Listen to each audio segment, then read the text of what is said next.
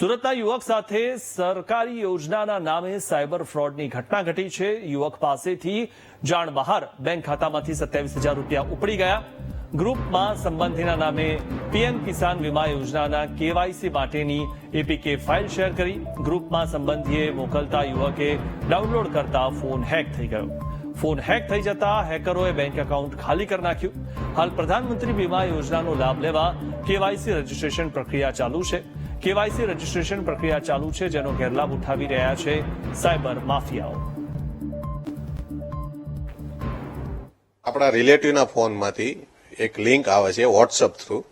એ WhatsApp આપણે download એ application download થવાથી આપણો ફોન આખો હેક થઈ જાય છે અને આપણા આખા ફોનનો એક્સેસ એ હેકર પાસે જતો રહે છે અને આપણું મોબાઈલમાંથી એ વોટ્સઅપ લોગ આઉટ થઈ જાય છે ઓટોમેટિક અને એના ફોનમાં એ વોટ્સઅપ લોગિન કરે છે અને એના ફોનમાંથી લોગિન કરીને બીજા આપણા જે ગ્રુપ હોય વોટ્સઅપમાં ગ્રુપ બનાવેલા હોય આપણા જે રિલેટિવ હોય એને એ પછી એમાંથી આપણા ફોનમાંથી જ મેસેજ મોકલી દે છે।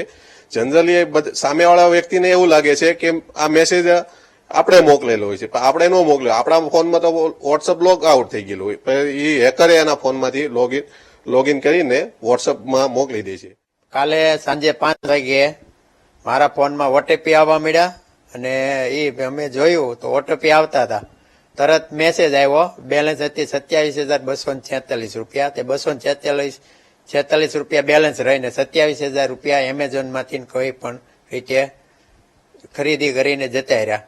તરત મેં બેંકમાં ફોન કરીને કાર્ડ બ્લોક કરાવ્યું અને આ બધું ડેબિટ કાર્ડમાંથી જ બનાવેલું।